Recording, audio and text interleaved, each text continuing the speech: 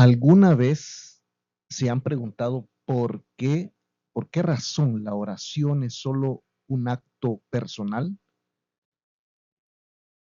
¿Por qué no podemos hablar de la oración como algo que nos une, que nos identifica como hermanos realmente dentro de la comunidad cristiana? La epístola de Santiago, justamente estamos hablando sobre las epístolas generales, y la epístola de Santiago nos recuerda que la fe en Cristo Jesús, no se puede vivir solo, no se puede vivir apartado, excluido, marginado o enclaustrado, sino que la fe en Cristo Jesús debe de vivirse en comunidad. Esta oración a Dios, este comunicarnos con Dios, también tiene poder. La Biblia nos enseña que tiene poder para sanar, tiene poder para fortalecer y tiene el poder para unir. Hoy vamos a explorar cómo la oración de fe comunitaria no es solamente una simple tradición o un acto religioso más, sino que en realidad, tal como lo describe la Biblia, es una práctica que transforma las vidas y que fortalece a la iglesia. De hecho, yo le invito para que usted pueda abrir su Biblia, también abrir su cuaderno de apuntes y poder tomar notas. Estaremos hablando sobre Santiago, capítulo 5, versículos del 13 al 18 específicamente, porque esos pasajes van a ser el centro de nuestra reflexión. Y me permito leer justamente esos pasajes de la Reina Valera 60, que a la letra dice: ¿está alguno entre vosotros afligido? Haga oración. ¿Está alguno alegre? Cante alabanzas. ¿Está algún enfermo entre vosotros? Llame a los ancianos de la iglesia y oren por él, ungiéndole con aceite en el nombre del Señor. Y la oración de fe salvará al enfermo, y el Señor lo levantará, y si hubiere cometido pecados, le serán perdonados. Dice también: confesaos vuestras ofensas unos a otros y orad unos por otros para que seáis sanados. La oración eficaz del justo puede mucho.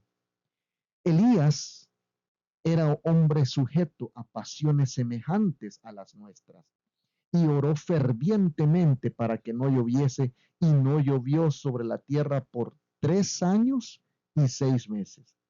Y otra vez oró, y el cielo dio lluvia, y la tierra produjo fruto. Hermanos, si alguno de entre vosotros se ha extraviado de la verdad y alguno le hace volver, sepa que el que haga volver al pecador del error de su camino, salvará de muerte un alma y cubrirá multitud de pecados. Interesante pasaje. De verdad que al analizarlo, al hacer un abordaje teológico, un abordaje exegético del mismo, nos va a sorprender lo actual que sigue siendo este mensaje, aunque fue originalmente transmitido hace ya casi 2000 años atrás.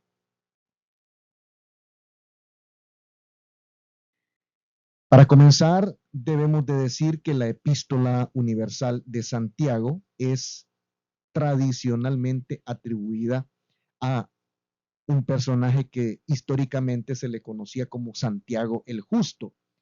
Este personaje pues es identificado como el hermano de Jesús y es el líder, fue el líder de la iglesia de Jerusalén, la iglesia cristiana que se encontraba en Jerusalén. Toda la carta es un texto del Nuevo Testamento que se distingue específicamente por un enfoque práctico. Específicamente, el enfoque práctico es hacia la ética cristiana y hacia la demostración de la fe activa.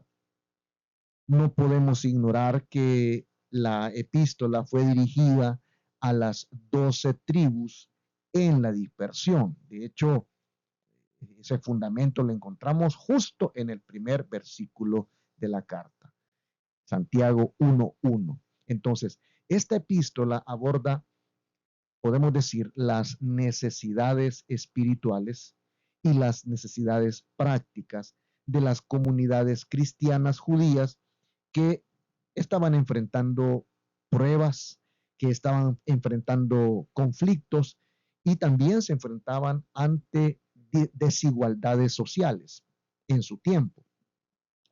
Uno de los temas fundamentales del texto es el papel que juega la oración. ¿Cuál es el rol de la oración? Así nos lo demuestra, ¿no? La carta. ¿Cuál es el rol de la oración y cuál es el rol de la fe en la vida comunitaria de los cristianos? Especialmente en el pasaje que ya leímos previamente, ¿no? De Santiago, capítulo 5, versículos del 13 al 18, se destaca la oración como un acto integral de la fe que fortalece esa cohesión y esa sanidad de la comunidad. En este sentido, la oración es presentada como algo que va más allá de ser solamente un rito, ¿verdad? Un rito cristiano o algo simplemente que es parte de la liturgia del culto cristiano y debe de ser abordada en situaciones de sufrimiento y enfermedad, así como también en situaciones de alegría.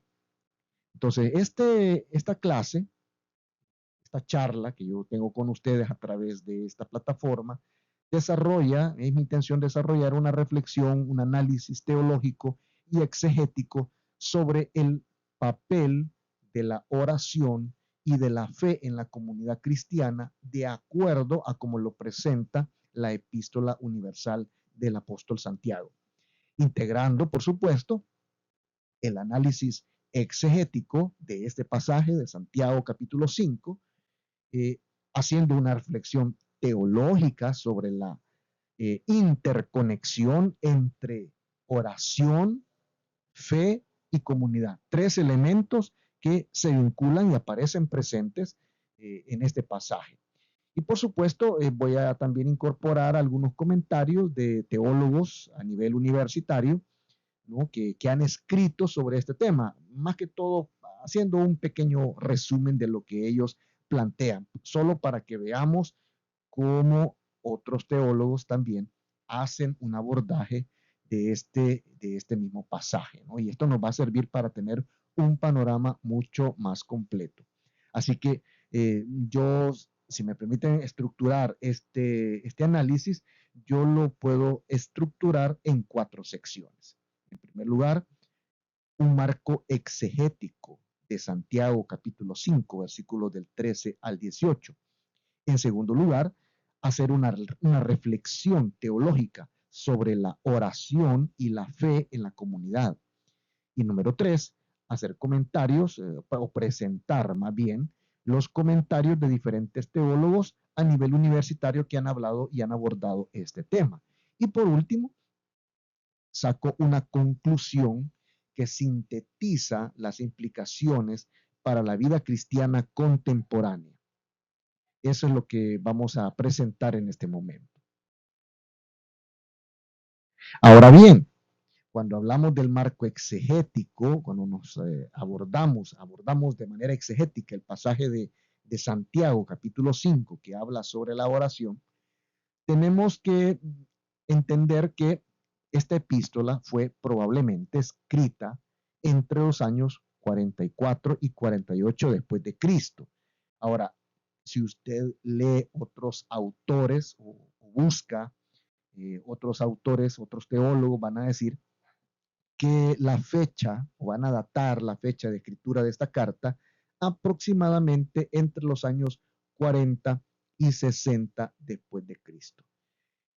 El lugar, pues definitivamente es la ciudad de Jerusalén y refleja esta epístola un contexto de comunidades cristianas, evidentemente judías, pero que estaban dispersas.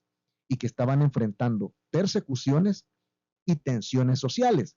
Eso lo podemos nosotros constatar al leer pasajes como Santiago 1:2 o el capítulo 2, versículos del 1 al 7. El pasaje de Santiago que leí al inicio, en Santiago capítulo 5, ofrece exhortaciones prácticas sobre la oración, específicamente en circunstancias diversas, y culmina entonces esta carta con un énfasis en la vida comunitaria. Este pasaje se estructura en tres partes. Lo podemos ver que se estructura en tres partes. En primer lugar, una oración y alabanza en diversas circunstancias. Específicamente el versículo 13 nos habla sobre esto. Ahí Santiago exhorta a los creyentes a orar en tiempos de sufrimiento. Justamente él dice, si alguno sufre, si alguno está sufriendo, si alguno está padeciendo, ¿ya? Dice, y también cante alabanzas, dice, en momentos de alegría. Entonces, en este sentido, podemos ver que se destaca la oración como una respuesta universal a la experiencia humana del sufrimiento. Pero en segundo lugar, vemos nosotros que se habla sobre la oración por los enfermos, específicamente los versículos 14 y 15. Aquí se instruye a los enfermos a que llamen a los ancianos. El término ahí son los presbíteros, es decir, a los líderes, a los pastores, a los ministros, para que oren por ellos y que los unjan con aceite en el nombre del Señor. Y ahí luego dice algo muy interesante, dice la oración de fe. Entonces, la oración aquí, a través de esta expresión, mis estimados, nos es presentada como un medio para alcanzar un levantamiento, para alcanzar salvación, pero no estamos hablando de la salvación eterna, de la condenación por causa del pecado, de la maldad, aunque sí se habla ahí de la confesión de pecados, pero está hablando más que todo de alcanzar salud, de alcanzar sanidad, con posibilidad, eso sí, del perdón de pecados. Y es más, todavía hay algo más ahí, hay un elemento muy interesante que no se nos debe de pasar por alto, que es la confesión mutua y la oración intercesora. Específicamente, esto se menciona en los versículos 16 al 18, donde Santiago anima a la confesión mutua de pecados y a la oración intercesora de los creyentes. Y en este sentido se subraya la eficacia de la oración del justo, poniendo como ejemplo el ejemplo de Elías, cuya oración tuvo un impacto muy poderoso. ¿Ya? Entonces, es eso lo que hace preponderante, radical, podemos decir, la oración. Ahora, el versículo 5, haciendo un análisis ya exegético propiamente, pero en el capítulo 5, versículo 13, establece la oración como una práctica integral que abarca tanto el sufrimiento como la alegría.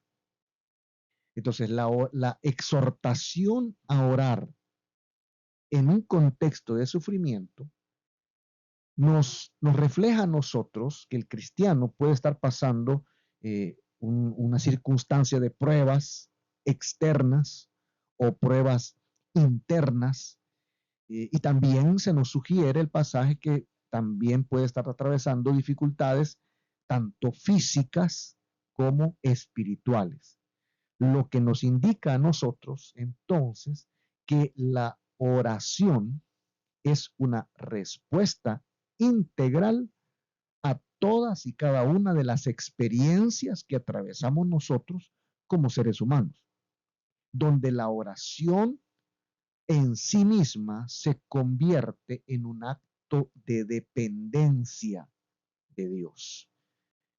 No se trata de pronunciar palabras mágicas, sino se trata de venir ante el trono de la gracia y reconocer que somos impotentes pues ante las circunstancias, sea cual esta que estemos atravesando, ¿ya? Y que dependemos exclusivamente de Dios. La alabanza, de la cual se hace referencia en este pasaje, conecta la oración con la adoración en comunidad, como cristianos, con los demás hermanos.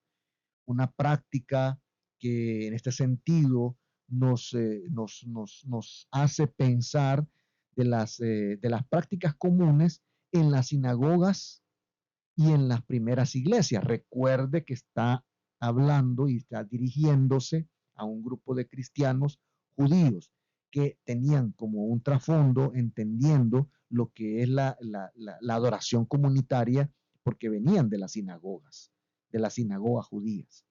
Entonces, la mención de cantar alabanzas en momentos de alegría refleja una práctica más que todo litúrgica común que se presentaba en las comunidades judías y que posteriormente también lo adoptaron las comunidades cristianas primitivas.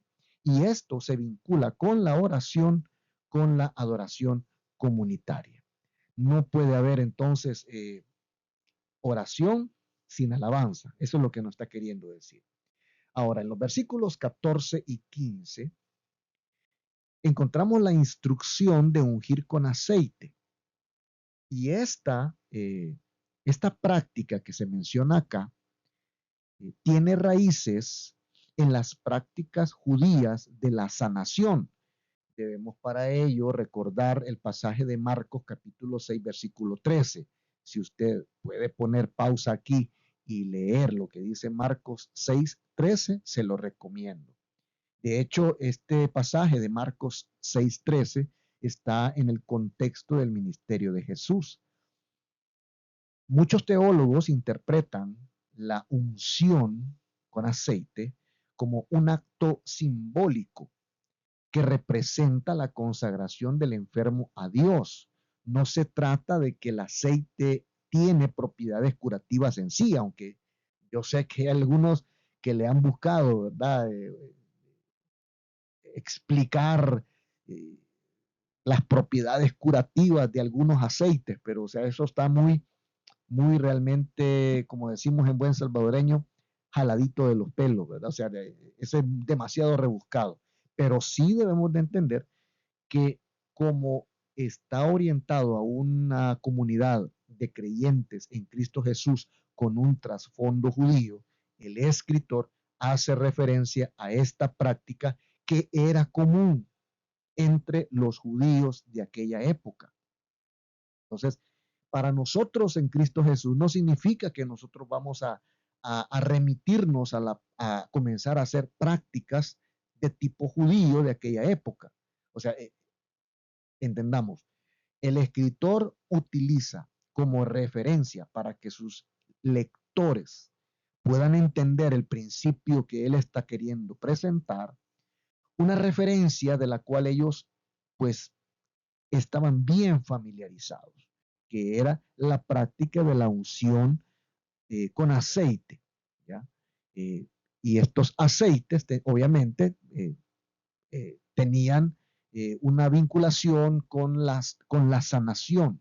Entonces, se interpreta la unción como un acto simbólico que representa la consagración del enfermo a Dios, mientras que la oración de fe es el elemento central que trae sanidad. No es el aceite en sí.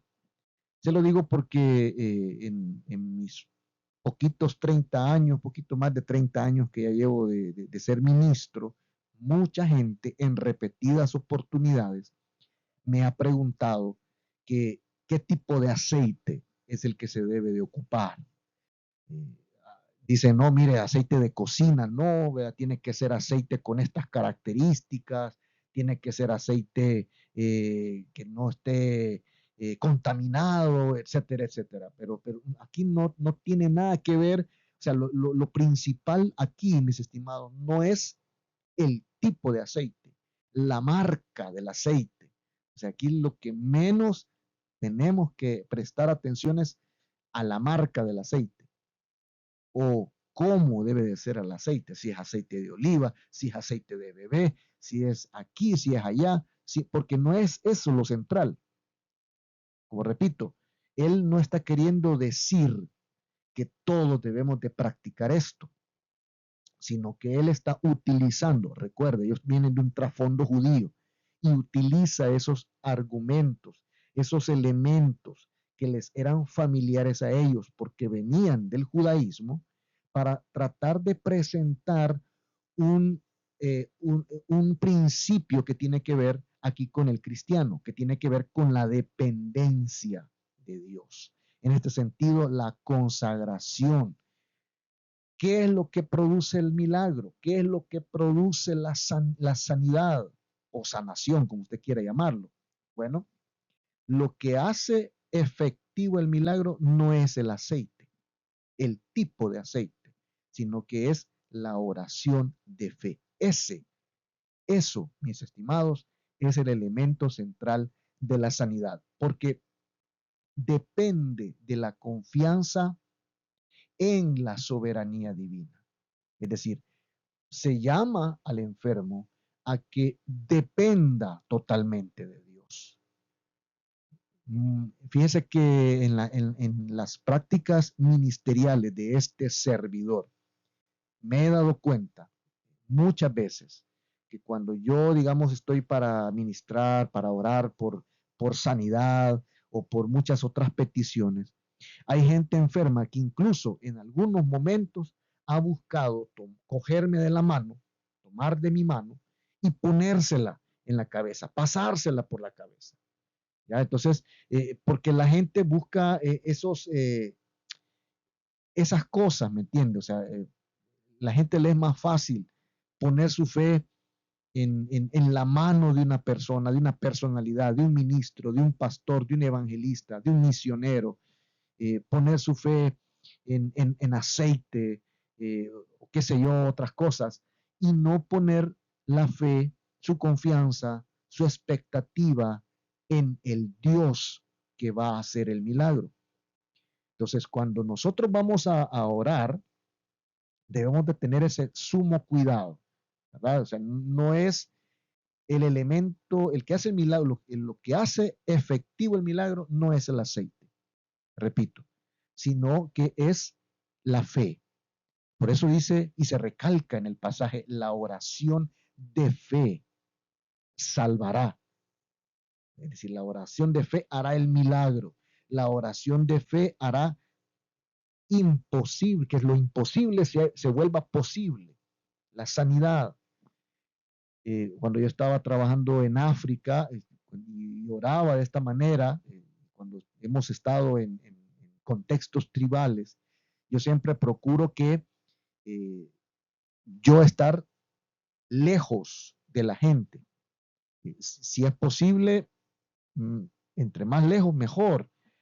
¿Por qué? Porque no deseo yo que la gente ponga su expectativa en este servidor, en las manos, ¿verdad?, de este servidor, sino que la expectativa sea en la dependencia de Dios, que el enfermo, la enferma, dependa de Dios, totalmente de Dios. ¿Ya? Por eso se habla de la oración de fe.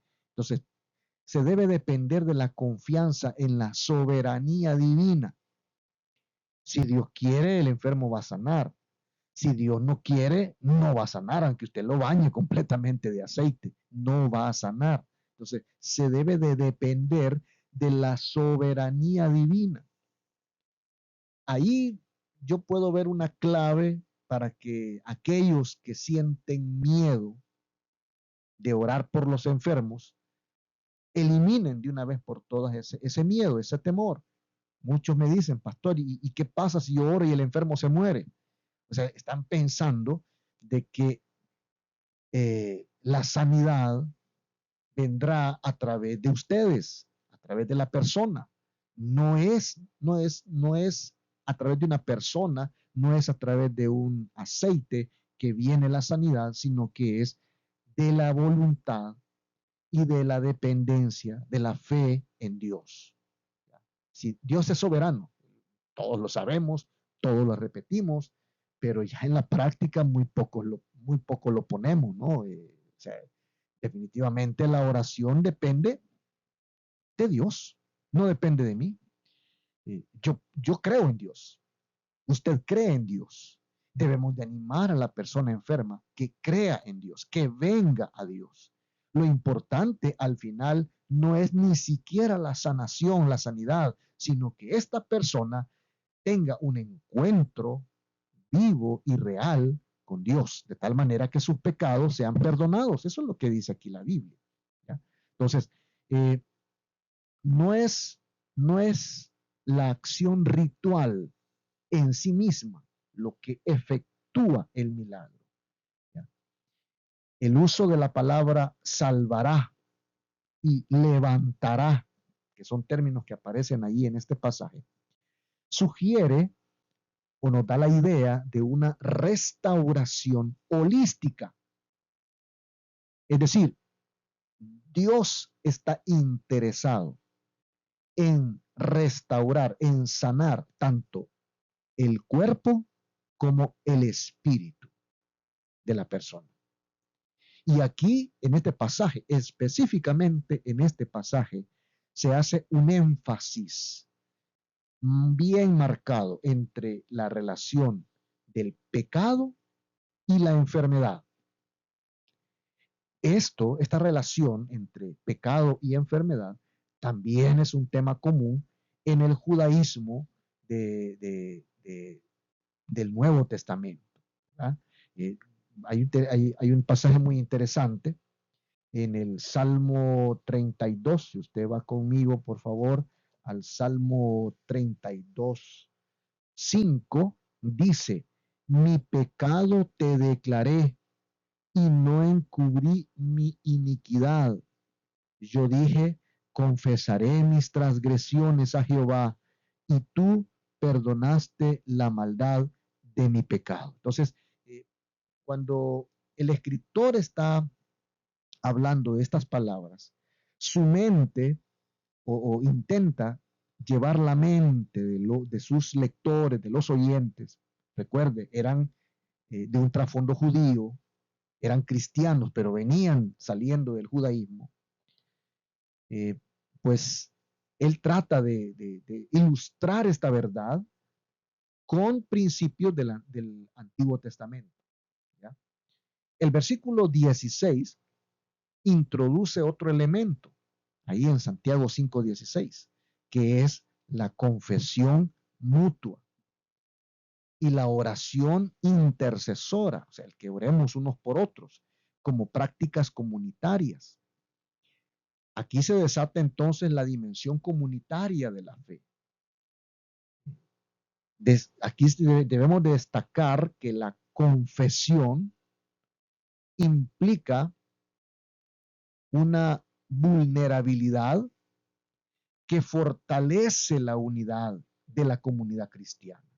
Esto es bien interesante para mí, porque yo veo que el confesarse, el ponerse a cuenta, no solamente con Dios, sino el expresar la confesión mutua, es decir, con mi hermano, con mis hermanos, eh, nos vuelve vulnerables. ¿Sabe por qué mucha gente no quiere pedir perdón o le cuesta pedir perdón? Porque se sienten vulnerables, no quieren verse débiles, no quieren verse como personas que se equivocan. Y a veces los cristianos buscan presentarse como personas perfectas que jamás se equivocan por la gracia y la obra del Espíritu Santo. Y eso no es así. Somos personas que nos equivocamos. Somos personas que a veces con nuestros actos, con nuestros hechos, con nuestras palabras, con nuestros gestos, muchas veces ofendemos, a veces sin querer queriendo, como dice el Chavo del Ocho, ¿verdad? A veces ni siquiera nos damos cuenta, pero aquí se desata la dimensión comunitaria de la fe y se destaca que la confesión implica volvernos vulnerables y esta vulnerabilidad, curiosamente, fortalece la unidad de la comunidad. O sea, no es que yo voy a confesar mis pecados y el otro, el hermano, se va a aprovechar de eso. Ah, ya sabía yo que este era un inútil, ¿verdad? Ya sabía yo que sos una desgracia. No se trata de eso, no se trata de utilizar la confesión para denigrar, para pisotear o para utilizar esa información para ver cómo se daña o cómo se saca un beneficio, sino que es todo lo contrario. Esto nos fortalece como, o debería de fortalecernos como comunidad cristiana. ¿Ya? Fortalece la unidad de la comunidad. Por eso es que la Biblia dice que la oración del justo puede mucho, es eficaz porque está alineada con la voluntad de Dios. Fíjese, la oración eficaz del justo. ¿Cómo puede alguien decir que es justo? Parece que es contradictorio, ¿verdad? ¿Cómo puede decir alguien que es justo si acaba de decir que confiesa sus pecados? Es que la justicia de Dios viene a través de la confesión. No solamente, recuerden, no solo estamos hablando de confesar nuestros pecados a Dios, sino que estamos hablando de ponernos a cuentas con el hermano. Y, ojo, también quienes oímos esa confesión, no podemos nosotros utilizar ese recurso para ver cómo sacamos ventaja para, del hermano o para tomar represalias en contra de las personas. ¿Ya? Entonces, aquí en este pasaje definitivamente se subraya la eficacia de la oración y no depende de un estatus especial, sino que el poder, la eficacia de la oración aquí depende de dos cosas. Número uno, de la fe del que ora y número dos, de la rectitud del que ora.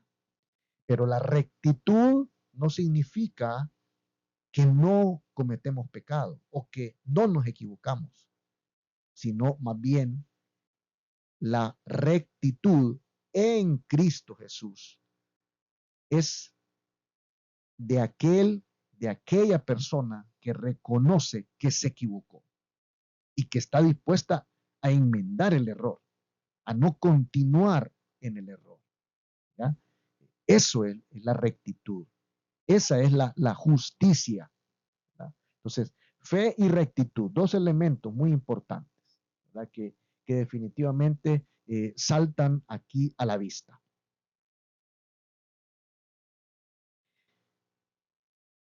Esto nos da paso para poder hacer una reflexión teológica en relación a este pasaje que estamos analizando. Y podemos hablar de la oración como una expresión de la fe cristiana. Santiago presenta la oración como una manifestación de la fe activa. Este es un tema muy recurrente en toda la epístola. La oración, repito, no se presenta aquí como algo ritual, como algo ritualístico, sino más bien es un ejercicio de dependencia de Dios que requiere confianza absoluta. De hecho, aquí yo digo, aquí meto mi cuchara, ¿verdad? Un poquito de mi apreciación. Yo considero que la oración es un acto para el cristiano, debe de ser un acto de entrega total a Dios, de abandono total ante Dios. Eso nos va a mostrar que nuestra fe no es una fe muerta, sino que es una fe viva, distinta a la fe intelectual, ¿verdad? O sea, sí, yo creo que Dios existe, sí, yo soy cristiano, ¿verdad? De hecho, Santiago, en su carta, critica la fe de tipo intelectual, una fe sin obras. Si no, mire lo que dice Santiago eh, Santiago capítulo 2, versículo 17. A ver, si usted lo tiene ahí, puede leerlo conmigo. Así también la fe, si no tiene obras, es muerta en sí misma, dice aquí la Biblia. Claro, muchos pasajes, tomando ese pasaje así solo, íngrimo, él solito, el versículo 17 del capítulo 2 de Santiago, muchos utilizan ese pasaje para decir, ¿verdad? Mire, ya ve, hay que hacer obras, ¿verdad? Y muchos ocupan este tipo ocupan este pasaje para fundamentar el hecho de que los cristianos, principalmente los cristianos evangélicos, no tenemos una fe viva porque no hacemos obras. Ahora, esta fe viva, esta fe con obras a la cual se hace referencia en la Carta Universal de Santiago, se demuestra en la disposición de la comunidad de fe de poder orar en todas circunstancias, desde el sufrimiento hasta los momentos de alegría, de gozo. ¿Ya? Entonces, la oración se presenta aquí en la Carta de Santiago como una expresión de fe en la comunidad cristiana. Por otro lado, también se nos muestra aquí la dimensión comunitaria de la oración. La oración de Santiago es intrínsecamente comunitaria. La instrucción esa de llamar a los ancianos, de confesar los pecados unos por otros. Mire, esto nos refleja una visión de la iglesia como un cuerpo interdependiente. No se trata de sufrir solos. Ay, yo no voy a molestar al pastor, ¿verdad? No, yo no voy a molestar al hermano. Yo solito voy a sufrir. No, no se trata de eso. Hacer eso es evidenciar orgullo, definitivamente. ¿Verdad? Porque aquí se nos presenta una visión de la iglesia como un cuerpo, una entidad que es interdependiente los unos de los otros. Aquí se enfatiza entonces que la oración por los enfermos no es un acto tampoco individual de los ancianos, sino que es una acción colectiva que involucra a toda la comunidad. Promueve la solidaridad, promueve también la responsabilidad mutua. Esta dimensión comunitaria contrasta definitivamente con las prácticas individualistas modernas que vemos hoy del cristianismo y resuena mucho con la tradición judía de la responsabilidad colectiva. La dimensión comunitaria de la fe, de acuerdo a cómo se nos presenta en la Epístola Universal de Santiago, se refiere entonces a la manera en que la fe cristiana no se vive aislada o que es individualista, sino que más bien se expresa y se fortalece en el contexto de la comunidad de creyentes.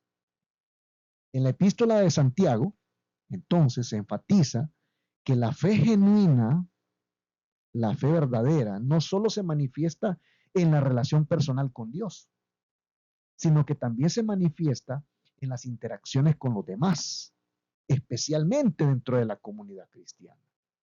Pero ¿qué es lo que vemos ahora en día? Permítanme meter aquí mi cuchara en esto, porque ¿qué es lo que vemos hoy en día? Vemos gente individualista, ¿verdad? Que dice, no, yo voy a orar en mi casa. Si a mí no me gusta esta iglesia, yo me voy para otra. ¿Verdad? O sea, no buscan crear, eh, consolidarse, arraigarse en comunidad, ¿verdad? Sino que buscan eh, la iglesia, la comunidad de cristianos, como como un recurso. Si a mí me conviene estar en esa congregación, en esa comunidad de fe, en esa iglesia local, pues voy a estar ahí.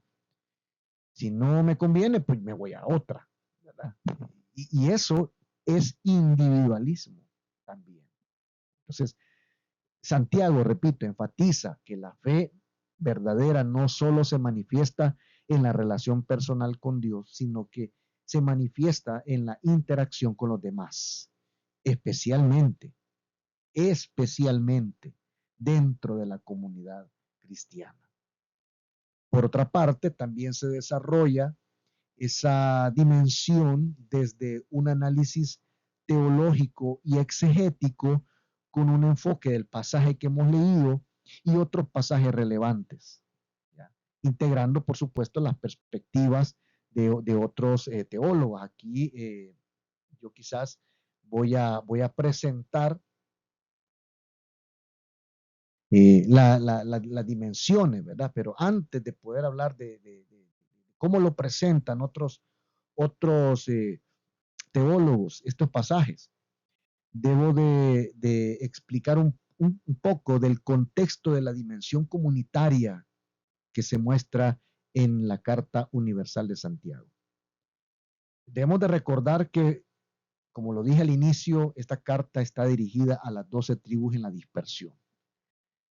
El pasaje que estamos mirando del capítulo 5, versículos del 13 al 18, es un pasaje que nos da a nosotros un ejemplo clave de esa dimensión comunitaria.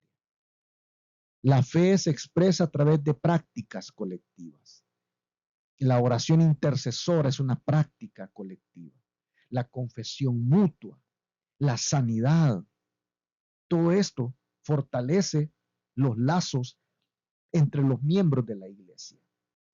La comunidad cristiana, entonces, en Santiago es vista como un cuerpo que está unido, que está interconectado, donde las acciones de fe de unos afectan el bienestar espiritual y físico de toda la comunidad. No se trata solamente de orar por mí y que vean los demás cómo salen. Se trata de que lo que yo haga, mis acciones de fe, van a afectar el bienestar espiritual y el bienestar físico de los demás también. Entonces aquí definitivamente la oración es un acto comunitario. La oración no es un ejercicio individual, es un acto que involucra a otros. Santiago de hecho exhorta eh, a orar en el sufrimiento, cantar alabanzas con alegría, lo que refleja pues una fe compartida en todas las circunstancias. Más aún, en los versículos 14 y 15, se instruye a los enfermos a llamar a los ancianos para que oren por ellos, ¿ya? Entonces, esto no es un ritual privado. Debemos de tomar en cuenta esto. No es un ritual privado, sino que es un acto de iglesia que involucra líderes. Por extensión, también se involucra a toda la comunidad de fe, todos los demás hermanos, porque la sanidad del enfermo va a venir a beneficiar a todos. Muchas veces pensamos que la sanidad, el milagro de sanidad o los milagros de sanidad solamente vienen a bendecir o a afectar una sola persona, al enfermo o la enferma. Pero realmente los milagros de sanidad vienen a afectar positivamente a toda la comunidad cristiana y por extensión puedo decir también que a toda la sociedad. Entonces, la oración de fe a la cual se refiere acá este pasaje, podemos decir que es un esfuerzo colectivo que demuestra esa confianza mutua que tenemos en la soberanía de Dios. Por supuesto, quiero recalcar el tema de la reconciliación, porque Santiago en este pasaje anima a los creyentes a confesar los pecados unos con otros, ¿ya? A orar mutuamente para poder ser sanados. esta práctica de la confesión es un pilar de esta dimensión comunitaria que se presenta acá, porque, como repito, requiere exponernos, presentarnos como vulnerables y confiar en los miembros de la iglesia. Entonces, este perdón, este tipo de confesión, no solo busca perdón individual, sino que busca fortalecimiento de la comunidad cristiana, de la comunidad de fe, porque promueve reconciliación y elimina barreras creadas por el pecado, barreras creadas por el pecado, como por ejemplo el orgullo, el rencor, los pleitos, la discordia, etcétera. Entonces, el pecado crea barreras, el pecado divide, pero eh, la dependencia de Dios nos debe de venir a unir a todos. Entonces, esta interdependencia es lo que se presenta acá en la carta. ¿Ya? Esto tiene algunas implicaciones teológicas, ya para ir finalizando.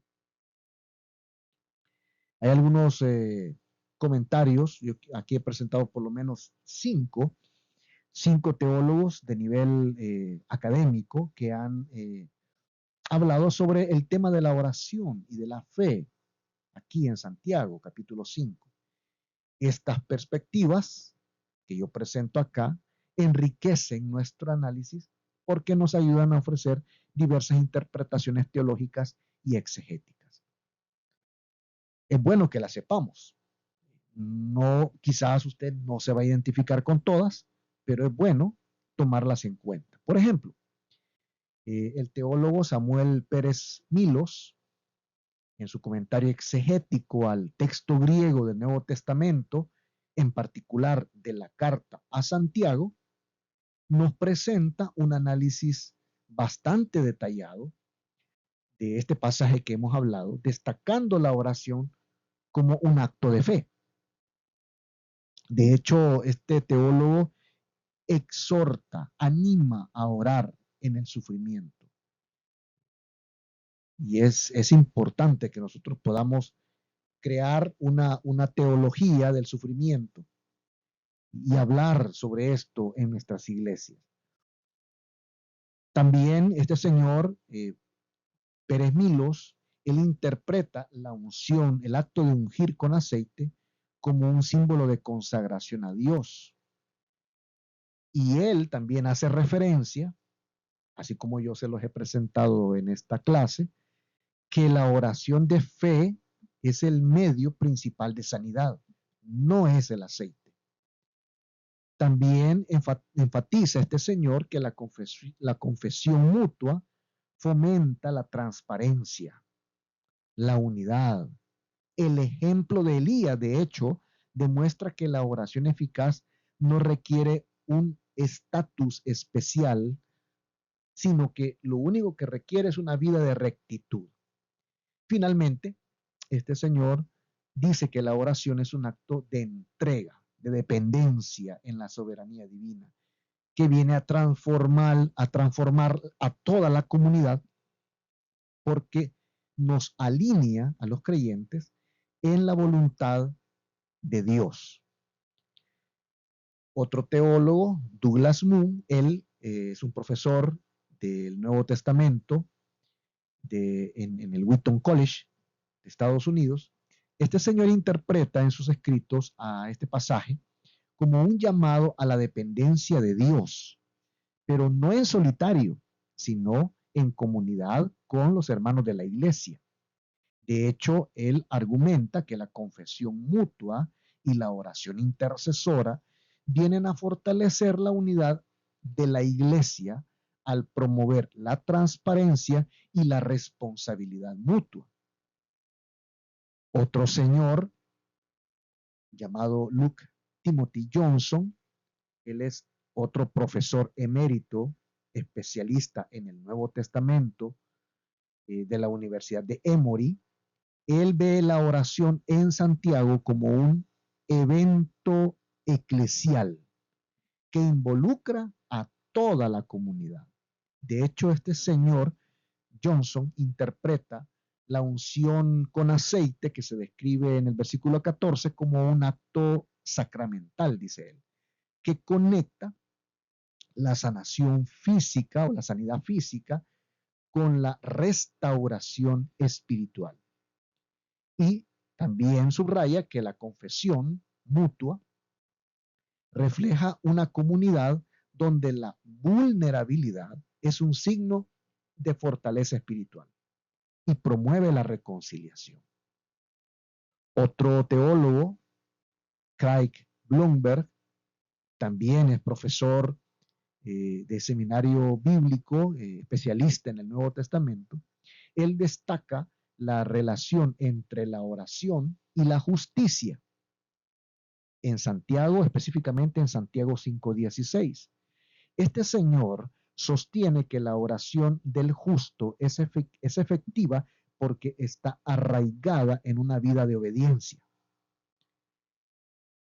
Aquí, para lo que más le hace ruido a este señor es el tema de la fe activa, específicamente en el pasaje de Santiago 2, versículos del 14 al 26, señalando que el ejemplo de Elías viene a subrayar esa accesibilidad de la oración para todos los creyentes.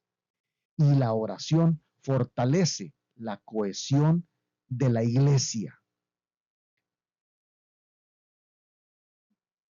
Por último, la señora Elsa Tames, teóloga latinoamericana y profesora emérita del Seminario Bíblico Latinoamericano en Santiago de Chile, ella interpreta la oración en este pasaje como un acto, dice ella, de resistencia contra las injusticias sociales.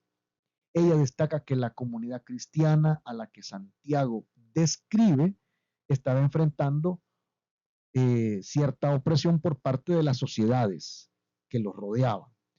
Y la oración del justo, dice ella, se convierte en un medio para fortalecer la esperanza de un futuro mejor y la solidaridad en medio de las diferentes pruebas.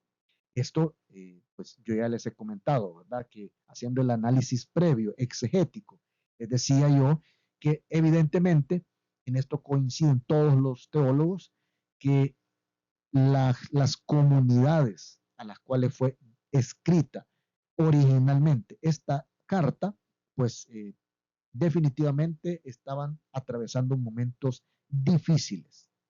Entonces, ya para ir concluyendo, podemos nosotros ver que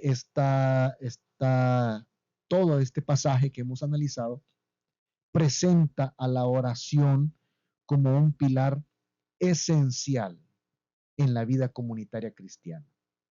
La oración es inseparable de la fe activa.